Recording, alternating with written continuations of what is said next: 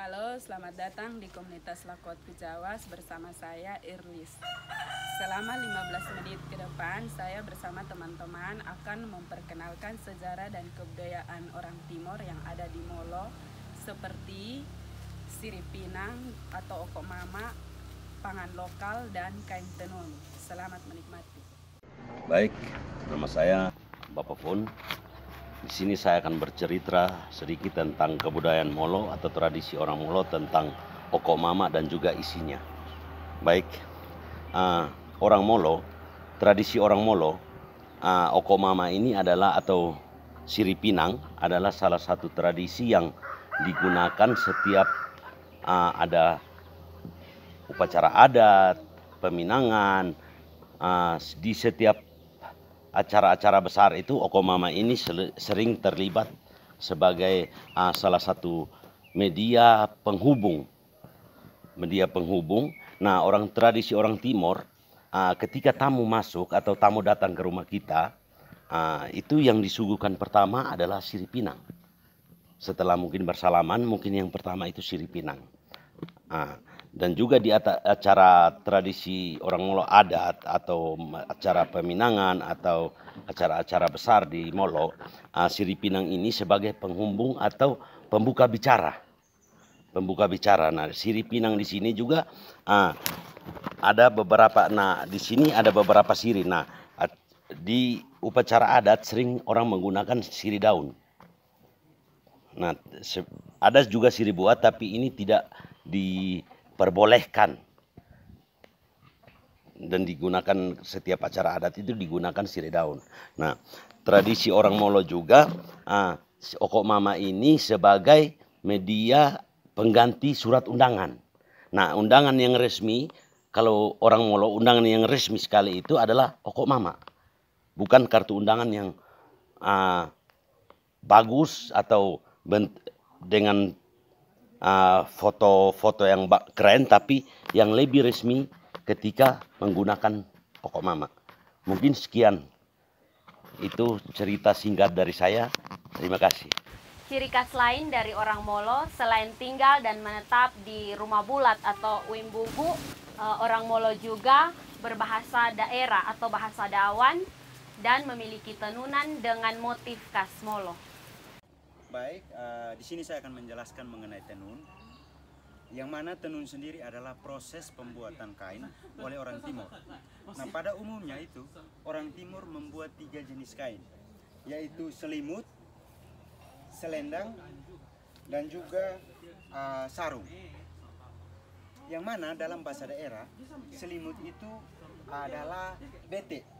Selimut itu adalah beti, dan sarung itu adalah tais. Nah, dalam bahasa daerah, bete itu mempunyai makna dan juga tais itu mempunyai makna. Contohnya bete berarti dalam bahasa Indonesia itu memilih. Dan tais sendiri, teman-teman, itu adalah menimbang. Jadi, kehidupan orang Timor itu digambarkan pada beti dan tais ini. Jadi orang Timor itu ketika ingin memutuskan atau memilih sesuatu, mereka harus menimbangnya baik-baik atau mempertimbangkannya baik-baik lalu memutuskan itu. Nah, teman-teman bisa lihat di bete dan tais ini atau selimut dan sarung ini dan juga selendang ini, teman-teman, ada simbol-simbol dan juga warna benang yang ditaruh di sini. Bukan saja ditaruh, tapi memiliki makna tersendiri. Yang mana, teman-teman, simbol dan juga warna yang ada di sini ini menceritakan kehidupan orang Timor itu. Dan juga hubungan antara orang Timor itu dan lingkungannya. Contohnya, teman-teman, saya akan beri contoh. Motif ini yang berarti paukolo. Itu dalam bahasa Dawan disebut paukolo, motif paukolo. Yang mana, teman-teman, paukolo itu sendiri berarti menjaga burung-burung. Nah, di samping itu, teman-teman, ada garis-garis yang berwarna hijau dan kuning. Nah, garis yang berwarna hijau ini teman-teman berarti hutan. Di mana motif ini menggambarkan untuk menjaga burung-burung. Berarti secara otomatis teman-teman, hutan itu juga perlu dijaga. Karena burung-burung ini tempat berlindungnya mereka itu di hutan. Dan juga teman-teman, gambar putih ini adalah sungai. Jadi hubungan orang Timor dan alam sekitar itu saling erat, saling mendukung. Mungkin itu saja teman-teman, terima kasih. Sebagian besar orang yang tinggal dan menetap di Molo adalah orang Timor. Ada juga orang dari suku-suku lain seperti Flores, Sabu, Jawa yang tinggal di Molo karena urusan pekerjaan dan juga kawin mawin. Kehidupan orang Molo setiap harinya adalah mereka bekerja sebagai petani. Ada juga yang memiliki pekerjaan pokok sebagai pegawai, tetapi mereka juga tetap memiliki kebun. Orang Molo biasanya menanam jagung, ubi-ubian, kacang-kacangan, dan berbagai macam sayur yang menjadi makanan pokoknya. Baik, saya Mongkun. Saya akan bercerita sedikit tentang cara pengawetan makanan orang Molo. Salah satunya rebung.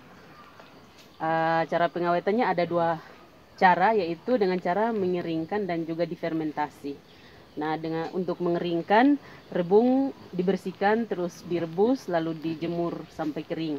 Kalau untuk difermentasi, rebung dibersihkan kemudian dicuci lalu direndam pakai garam. Nah, untuk selain difermentasi, rebung juga bisa dibikin sambal luat. Sambal luat rebung bisa dicampur dengan daun mint, ada juga jeruk nipis, ada juga bawang putih. Nah, untuk sambal luat ada berbagai macam varian, yaitu ada juga sambal luat dari jeroan sapi yang disimpan di bambu. Nah, untuk penyimpanan di bambu akan bertahan lama sampai 1 tahun. Selain itu juga ada beberapa macam sambal luat juga tergantung dengan musim yang ada.